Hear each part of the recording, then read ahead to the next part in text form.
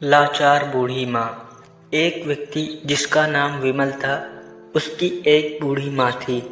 उसकी पत्नी और बच्चे हमेशा बूढ़ी माँ को परेशान करते। विमल बहुत परेशान हो चुका था। उसे समझ में नहीं आ रहा था कि वो इस परिस्थिति से कैसे निपटे। वो अपनी माँ को बहुत चाहता था, किंतु उसकी पत्नी और बच्चे उसकी माँ से बहुत दूर भागते थे, क्योंकि उसकी माँ की एक आँख नहीं थी, साथ ही उसकी कमर 90 अंश पर झुकी हुई थी। वैसे वह अपना काम सब खुद ही कर लेती थी, किंतु फिर भी वो उसकी पत्नी और बच्चों के लिए हमेशा खटकती है। दादी, आप ऊपर के कमरे में जाओ, मेरे दोस्त आ रहे हैं, विमल के बेटे अखिल ने बड़े बेरुखी से कहा। पर बेटा, मैं तो यहाँ बहुत दूर बैठी हूँ, विमल की माँ ने बहुत प्यार से कहा। नहीं, आप उनके सामने मत रहो, वो मुझे चिढ़ाते हैं, अखिल ने जोर से डांटते हुए कहा। क्या हुआ अखिल, क्यों चिल्ला रहे हो? विमल की पत्नी कामनी ने किचन से ही आवाज़ लगाई।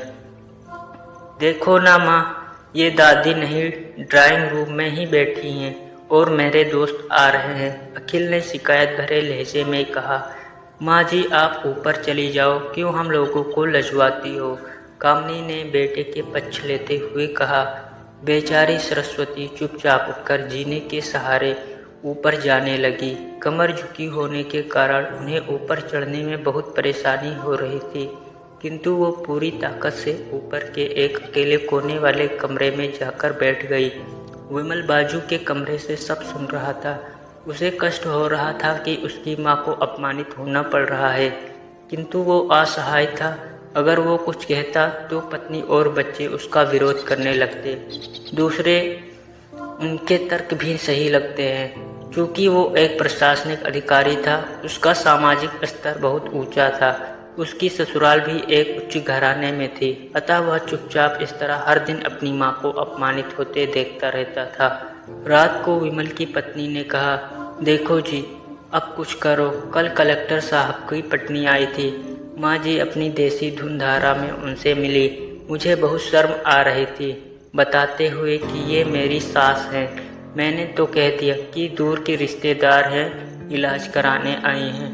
विमल को रोना आ गया, किंतु फिर भी वह चुप रहा। उसे समझ में नहीं आ रहा था कि वो क्या करे। अपने बेटी की मनः स्थिति को सरस्वती अच्छी तरह से जानती थी और बेटे को कोई कष्ट न हो, इसलिए वो हर बात को चुपचाप सह लेती थी। विमल बहुत उदास रहने लगा। एक तरफ परिवार और सामाजिक स्तर पर जीने की प्रतिबद्धता थी, तो दूसरी ओर माँ। आखिर माँ से अपने बेटे की यह हालत देखी नहीं गई। एक दिन उसने अपने बेटे से कहा, विमल, बहुत दिन हो गए हैं हमें, मैं अपने गांव जाना चाहती हूँ, मुझे वहाँ पहुँचा दो, मेरा यहाँ मन नहीं ला रहा है। किंतु माँ, वहाँ तो कोई नहीं, तुम्हारी देखभाल कौन करेगा? विमल ने आश्चर्य से पूछा।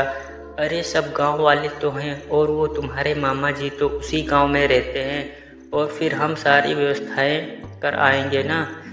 कामनी को तो जैसे मन की मुराद मिल गई हो। हाँ बेटा, बहुत सही कह रही है, सरस्वती ने लंबी सांस लेते हुए कहा। विमल जानता था कि गांव में माँ की देखभाल करने वाला कोई नहीं है, लेकिन अपनी पत्नी के जिद के कारण वह अपनी माँ को गांव छोड़ने पर विवश हो गया। माँ को गांव छोड़कर आते वक्त उसे रोना आ रहा था तथा अपनी बेबसी पर गुस्सा भी आ रहा था, किंतु परिवार, पत्नी और समाज ने उसके इन मनोभावनाओं को दबा दिया और वो सुकून सा महसूस करने लगा। कुछ दिनों के बाद उसके चाचा, जो अमेरिका में रहते थे, आने वाले थे।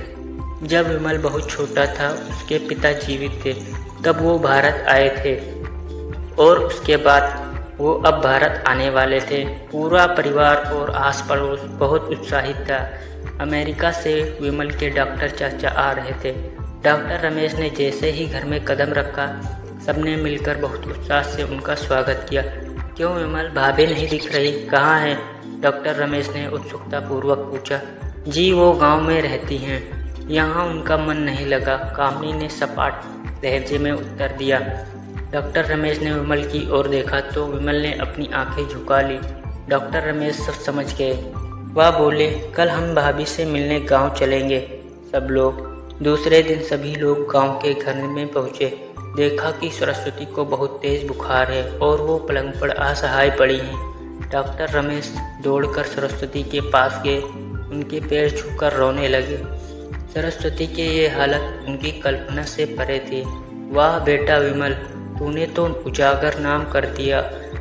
अपनी माँ की ये हालत देखकर तुझे तो शर्म भी नहीं आ रही होगी। डॉक्टर रमेश ने विमल को लगभग डांटते हुए कहा, नहीं देवर जी, विमल का कोई दोष नहीं, मैं खुद गांव आ गई थी। सरस्वती ने अपने बेटे का बचाव किया। मुझे सब पता चल गया। भाभी आप चुप रहो। क्यों बहू, तुम्हें अपनी सास की क्रूरता पसंद नहीं है?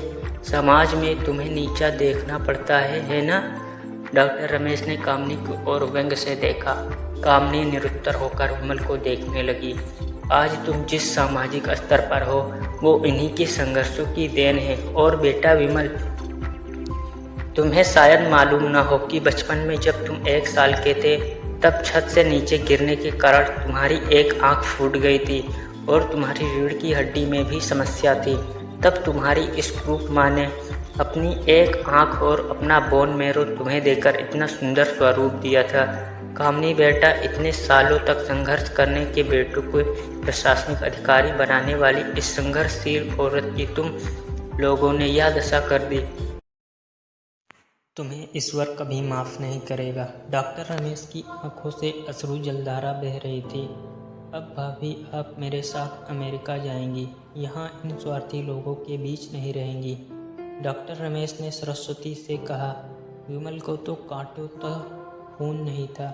डॉक्टर रमेश जो उसके चाचा थे, उन्होंने जो राज बताया उसके बाद जो विमल को यही लग रहा था कि उससे ज़्यादा पापी इंसान इस दुनिया में कोई और नहीं है। वह दौड़ता गया और माँ सरस्वती के कदमों से लिपट गया। माँ, मेरा अपराध अक्षम्य है। मैं जानबूझकर चुप्पी साधे रहा, आपका अपमान करवाता रहा। अब सिर्फ आप ही उस घर में मेरे साथ रहेंगी और कोई नहीं। विमल ने आग्नेय दृष्टि से अपने पत्नी और बच्चों को देखा। कामनी को भी बहुत पश्चाताप हो रहा था, किंतु उसे हिम्मत नहीं हो रही थी कि वो सरस्वती से आँख मिलाए। सरस्वती ने कामनी की मना स्थिति को समझकर उसको पुचकारते हुए अपने पास बुलाया और विमल को डांटते हुए कहा, खबरदार, जो मेरी बहू को मुझसे अलग करने की कोशिश की तो तुझे ही घर से बाहर निकाल दूंगी।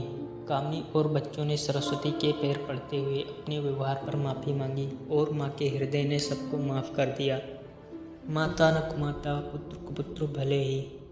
कहानी को अंत तक सुनने के लिए धन्यवाद। यदि यह कहानी आपको अच्छी लगी तो वीडियो को लाइक करें और चैनल को सब्सक्राइब करें। अगर आप इसी तरह की वीडियो को चाहते हैं तो हमारे चैनल पर बने रहिए। मिलते हैं आपको अगले वीडियो में।